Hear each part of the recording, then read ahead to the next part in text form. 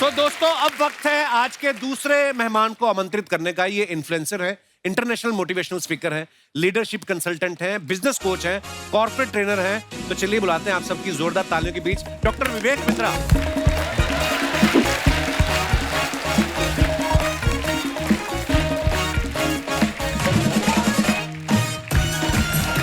Welcome.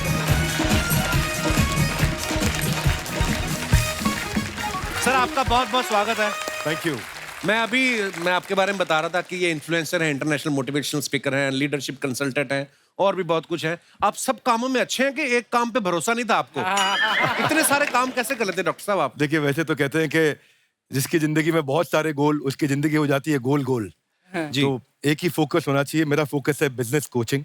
हम entrepreneurship पे काम करते हैं और अच्छा लगता है बता के। भारत देश को के लिए हमने एक प्राइड बिल्ड किया है कि वर्ल्ड का नंबर 1 एंटरप्रेन्योरियल यूट्यूब चैनल बनाया है और आज भारत में हम 11 विश्व रिकॉर्ड लेकर के आए हैं, Guinness book of world record जो है। क्या बात है सर, हमने आपके पुराने वीडियोस देखे हैं और आज आपको साक्षात सामने देख रहे हैं। आज मतलब आप इतने स्लिम ट्रिम हो गए हैं। पहले लोगों को मोटिवेट करते रहे, आप खुद को मोटिवेट करने का टाइम नहीं मिला था पहले, अब आपने बड़ा कम कर लिया सर। वो कहते हैं ना कि जिंदगी की भाग दौड़ में कहीं ऐसा ना हो जाए कि आपसे पहले आपका पेट आपसे आगे निकल जाए। मैंने देखा जब आप फिट होते हैं तो जो काम शायद आप 1 घंटे में करते हैं, मुझे लगता है वो 40 मिनट में कर ऐसा फर्क लगता है मेरे को। एक तो फर्क आता है, दूसरा आप डिफिकल्ट काम कर सकते हैं। मैं प्रोग्राम करने जाते हैं, अजीबोगरीब कई बार ऑडियंस मिल जाती है और आपको इतना फिट, इतना अलर्ट रहना पड़ता है। प्रोग्राम में मुझे एक बंदा मिला, कहते हैं बिंद्रा जी। मैं कहा हाँ जी। बोले आपका कहना तो सही है पर मैंने रहना वही है। अच्छा। तो you keep getting different people. वो फाइनेंस का मैं एक ट्रेनिंग प्रोग्राम कर रहा था तो कि कर्जे से बाहर कैसे निकले। अच्छा जी। हाँ जी, कर्जे से बाहर। तो करेज नहीं, कर्जे से बचे। पहले करेज तो इसकी बात चल रही थी, तो बात करते करते डेट मैनेजमेंट पे तो बोला भारत में रहने के लिए आधार और भारत से भागने के लिए उधार दोनों बड़ा जरूरी है। तो आप you have all different types of audience. आपको अलर्ट रहना है, उनके साथ में इंगेज कर पाना है, उनको इन्वॉल्व कर पाना है। तो हेल्थ बहुत इंपॉर्टेंट है एक्चुअली। और आपने भी बहुत वेट लूज किया। सर हाँ जी, मैं बस बीवी करवा दी थी सर शादी। और डॉक्टर साहब के अंदर ऐसे खतरनाक स्किल हैं, किसी को भी मोटिवेट कर सकते हैं। अभी स्टूडियो के बाहर हमारे जो गार्ड बैठे हुए थे ना, ये उसको बोल रहे थे तू भी कर सकता है, ऐसे हाथ पे हाथ रख के मत बैठ, उठ भाग दौड़। वो दौड़ गया, उसकी सैलरी कट गई 1 दिन की। आइए सर, बहुत बहुत स्वागत है आपका। वैसे तो आप सब डॉक्टर साहब को जानते हैं, लेकिन मैं बता दूं कि बिजनेस की दुनिया में इनका बहुत बड़ा नाम है और इनके नाम 11 वर्ल्ड रिकॉर्ड है, जैसा कि अभी इन्होंने बताया। अभी सर बहुत बहुत मुबारक आपको। और मैं चाहूंगा कि आप बताएं सर, ये 11 जो अलग अलग वर्ल्ड रिकॉर्ड है, ये किस किस चीज में है? 11 विश्व रिकॉर्ड बेसिकली कोविड के टाइम पे जब सब लोग अपने घर पे थे, लॉकडाउन हो गया था, तो हम देख रहे थे कि कठिन परिस्थिति में बिजनेस में लोगों को कैसे हेल्प करें। तो हमने कुछ वेबिनार किए, जूम पे वेबिनार्स किए। हम एक्सपेक्ट कर रहे थे कि वेबिनार में 1500, 2000, 5000, 10,000 लोग आएंगे। तो वेबिनार में हमने देखा कि रजिस्ट्रेशन बहुत ज्यादा हो गया। तो हमने गिनीज वर्ल्ड रिकॉर्ड को अटेम्प्ट किया, तो रशिया के पास वो वर्ल्ड रिकॉर्ड था 11,000 लोगों का। अच्छा जी। हमने जब वो वेबिनार किया तो 26 लाख लोग आ गए उस वेबिनार में। वाह। और 26 लाख लोग आए तो पहला वर्ल्ड रिकॉर्ड बन गया। लॉकडाउन में मैंने दूसरा वेबिनार किया कि लॉकडाउन में सेल्स कैसे बढ़ाएं। तो समस्या बहुत बड़ी थी। पता चला कि ये सेल्स का वेबिनार का वर्ल्ड रिकॉर्ड चाइना के पास था। तो हमने अटेम्प्ट किया तो 35 लाख लोग जूम के वेबिनार पे आ गए। फिर हम इसको यूट्यूब पे ले गए, वो वेबिनार बहुत पॉपुलर हो गया। सेल्स कैसे बढ़ाएं, तो ऐसे एचआर पे, फाइनेंस पे, सेल्स पे, ऑपरेशंस पे, मार्केटिंग पे, लीडरशिप पे, अलग अलग सब्जेक्ट पे बने और लोगों को फ्री में उनको कैसे कंटेंट फ्री में दे सकें। पर कंटेंट के लिए मैं आपको बधाई देना चाहता हूँ। हर बार यूनिक कंटेंट देना बहुत मुश्किल काम है और हर बार आप यूनिक कंटेंट ला करके देते हैं। कॉमेडी की दुनिया में मैं कहूँगा अगर बच्चन साहब के बाद कोई इतने लंबे समय तक रेलेवेंट रहा है तो वो आप रहे हैं। क्योंकि सोनू निगम बार बार वो पुराना गाना गा सकते हैं, फिर ताली बज सकती है, पर बार बार कॉमेडी का कंटेंट रिपीट नहीं किया जा सकता। ये बहुत बढ़िया है। आपने ऐसी बातें बोल दी सर, धन्यवाद आपकी मोहब्बत के लिए। अब बारी है हमारे अगले मेहमान को मंच पे आमंत्रित करने की, जो बच्चों को पढ़ाने के लिए अलग अंदाज के लिए फेमस है। आप सबकी जोरदार तालियों के बीच प्लीज वेलकम टीचर और मोटिवेशनल स्पीकर मिस्टर खान साहब।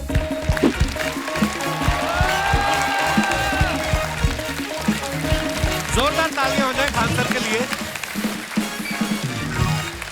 सर आपका बहुत बहुत स्वागत है हमारे शो पे। धन्यवाद। सारी दुनिया आपको, आपके जितने भी फॉलोअर हैं सब आपको खान सर बुलाते हैं। अब तो आप बता दीजिए आपका पूरा नाम क्या है खान सर? एक्चुअली क्या है कि एक शिक्षक के लिए खुद के नाम से ज्यादा मायने रखता है कि उसके द्वारा पढ़ाए गए लड़के देश का नाम रोशन करें यहाँ पर, तो वो लक्ष्य मेरे लिए ज्यादा इंपॉर्टेंट है। हमको अपने से नहीं ज्यादा मतलब नहीं। वाह। मैं खान सर के बारे में बता दूं कि इनका यूट्यूब पे जो एजुकेशनल चैनल है उसके 17 मिलियन मतलब 1,70,00,000 फॉलोअर्स ज्यादा हैं। है, हैं? ज्यादा है। अब 19 हो गए। 19 हो गए? बाप रे, क्या बात है, वाह। तो लॉकडाउन से पहले सर 30,000 थे। हाँ। एकदम लॉकडाउन के बाद जितनी आपकी सब्सक्रिप्शन बढ़ी है उतनी तो ओटीटी प्लेटफॉर्म्स की नहीं बढ़ी जितनी आपकी बढ़ गई। ये नेक काम की शुरुआत कैसे हुई थी खान सर? लॉकडाउन से पहले हम लोग ना ऐसे फिजिकली क्लास में ज्यादा पढ़ाते थे। अच्छा जी। क्लास में भी बहुत भीड़ रहती थी, लड़के पढ़ नहीं पाते थे। मजबूरी हो गई लॉकडाउन के बाद यूट्यूब पर पढ़ाना, क्योंकि दूसरा कोई ऑप्शन ही नहीं था। और हमको भी नहीं समझ में आया कि लोगों ने क्यों इतना ज्यादा सब्सक्राइब करते गए, क्योंकि हम तो वैसे ही पढ़ा रहे थे जैसे पहले पढ़ाते थे वहां पे। तो बस ये रहता है कि लड़कों को पढ़ाई से रिलेटेड उसको डाउट ना रह जाए कोई भी, क्योंकि जब हम लोग पढ़ते थे ना तो सबसे पीछे आते थे, हम लोग क्लास के पीछे बैठते थे। हम लोग मान लिए थे कि ये लोग बहुत अच्छे पढ़ने में, हम लोग का तो कुछ नहीं हो सकता है यहाँ पे। और घर वालों को भी लगता था तो जीव ले ला, कैसे भी काम चल जाएगा। बाद में हम लोग को पता चला ना कि टीचर की गड़बड़ी थी, हमारे ऊपर ब्लेम लगा दिया। सर आइए, बहुत बहुत स्वागत है आपका। वाकई एक्चुअली अगर पढ़ाने का तरीका इतना सरल हो, आसान हो, जैसे ना सर मुझे बचपन में ना मुझे हिस्ट्री का पढ़ने का बड़ा मजा आता था।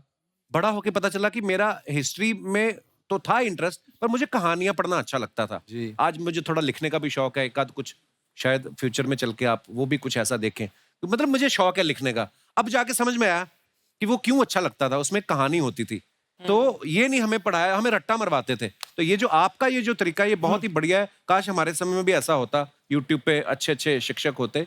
हालांकि हमारे टीचर भी बहुत अच्छे थे। लेकिन इतने डिटेल में खान सर, मैंने आपके वीडियोस देखे हैं, मतलब जिस सब्जेक्ट को आप जानते भी ना हो और अगर लेक्चर देखें और सुने तो उसमें इतनी रुचि पैदा हो जाती है। बिकॉज हम सब टीचर्स के द्वारा ही पढ़ाए गए हैं और हमारे अच्छे टीचर्स भी रहे हैं, लेकिन जरूर आप में एक बहुत ही खास बात है कि आप हर सब्जेक्ट को बहुत इंटरेस्टिंग बना देते हैं। अर्चना Thank you, जी, ma'am. इसमें क्या है ना, टैलेंट जो है ये टीचर्स को विजुअल ट्रेनिंग कैसे देनी है, जो बताया अभी कपिल जी ने। कहानी, मैं एक छोटा एक प्रश्न पूछता हूँ। असैसिनेशन की स्पेलिंग किसको मालूम है यार? लोग बिलीव नहीं करेंगे लेकिन मुझे मालूम है।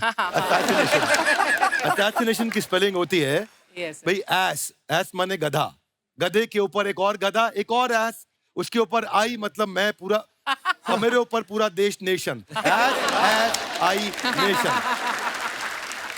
तो ASSASSI, मैं ये जितना विजुअल कर दें पढ़ाने को, जितना आसान कर दें। वो याद नहीं होता था रेडियो किसने बनाया, बोला रेडियो चल नहीं रहा, इसको मार थप्पड़ मार, कोनी मार, कोनी मार, कोनी मार, कोनी ने बनाया। याद हो गया, मार कोनी ने बनाया। जितना विजुअल कर दो।